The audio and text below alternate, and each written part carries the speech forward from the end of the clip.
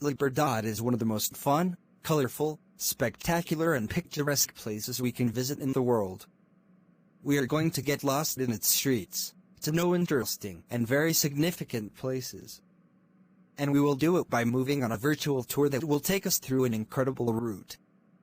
We will visit its streets, getting in touch with its people, its customs and the identity. Liberdade is a cultural island in the heart of a country that by itself could be a continent. Do you dare? Please feel free to go on reading. How about travelers said? Loads of reviews led us to choose just a few, summarizing general visitors' opinions about it.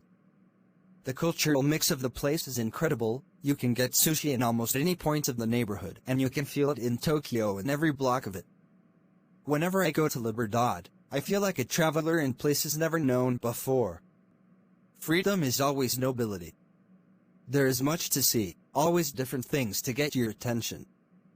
Beautiful Japanese neighborhood, in honor of immigrants, a square of many artisans, full of shopping malls and Japanese shops, restaurants. There is everything. A part of the street is pedestrian. An unmissable place on a visit to San Pablo. Eastern Quarter. It is a nice neighborhood. There are many stores selling thousands of things. The most valuable thing I highlight are the food, since it is traditional Oriental food. In a couple of hours you can explore it.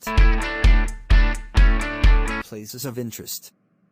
Liberdade neighborhood rated in 4th position of the places with interest that can be visited in Sao Paulo according to the TripAdvisor website. But within this district we could also find an interesting list of locations to be shown.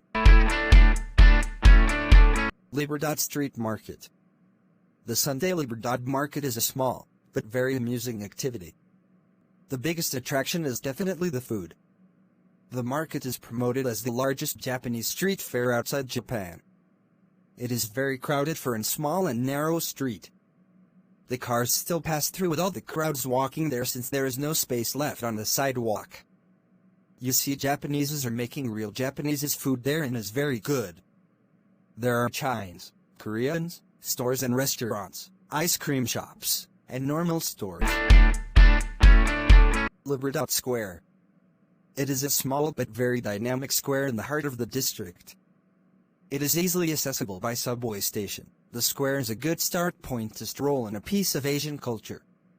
Most visitors come for the Sunday fair here, but it is also good to pause to remember the history of the square as a place where slaves were executed. It's also interesting to pause at the small capilla off the beaten path. It is the Chapel of Holy Cross of Hanged Souls, Capilla de Santa Cruz de Almas Enforcadas, where executioners failed to hang a sentenced soldier in 19th century. Thereafter, typical illumination and decoration in the street make you sure that you arrive to this special district of Chinese and Japanese immigrants. We could find here Japanese, Chinese and Koreans restaurants, shops, bakery, lights and all in very low price, attract daily thousands of people to this mystical neighborhood. Even McDonald's shop brand name is written in ideogram. Japanese Immigration Museum. A visit to the Japanese Immigration Museum is well worth the effort. It is a nice museum to learn about the history of Japanese immigrants in Brazil. You can see a lot of things that Japan's people brought to Brazil and helped their development. It is worth visiting very much. It is very detailed on the first era of Japanese immigration until 1940s and their struggles in a very different and sometimes hostile host country. There are some great visual displays of early immigrants' housing as well as statistical information and stories that bring their struggles and contributions to life. Muro dos Arcos da Avenida 23 de Maio. It is a mural on a side street at the 23rd axis to the east-west connection. In any case, the graffiti did not match the architecture of the place. The arches are in an unpedestrian area, with difficult access. The work is a real surprise amid the chaos of May 23rd. Jardim Oriental. It is a Japanese garden-style park, bamboo, lake with beautiful carp, Oriental-style lanterns. Going to Freedom is worth a visit. And admission is free. It is silent, a calm place and there are many tree shades. Traditional Nippon Torii Arch. When you reach the Liberdade district, you will feel like in Japan. since absolutely all the elements are part of the identity of this country. The Japanese arch of access to the district is really impressive.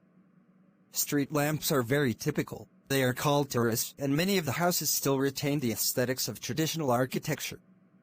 The neighborhood has its own newspaper published in Japanese. Bashenji Temple Soto-Zenshu Community. As soon as the Second World War is over, a new phase begins in the history of Japanese immigration in Brazil, that of definitive settlement. During this period, immigrants requested the arrival of Buddhist missionaries from the country of origin, according to the Buddhist tradition or school to which they belonged, since the time of their ancestors.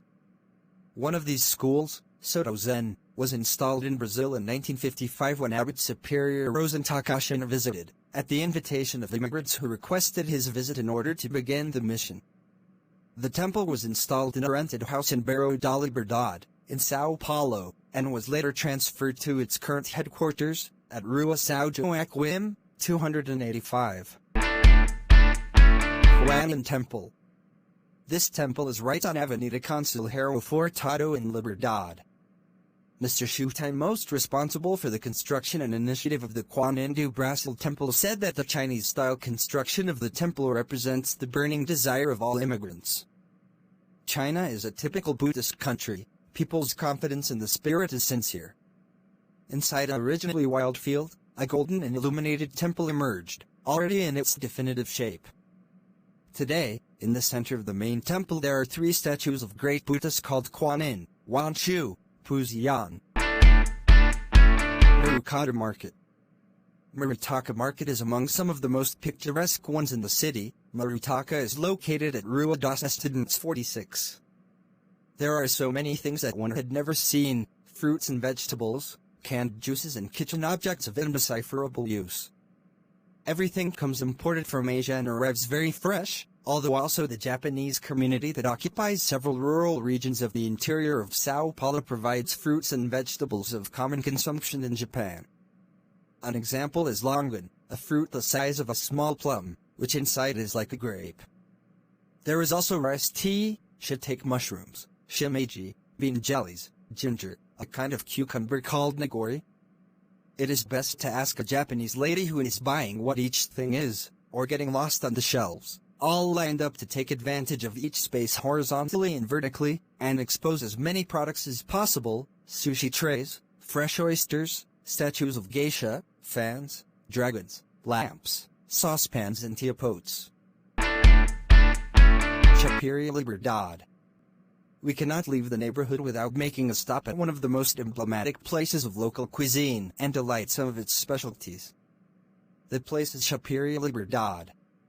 The sushi is great, the waiters are really attentive and polite, many love the kitsch deco, and the karaoke is an amazing extra amusement.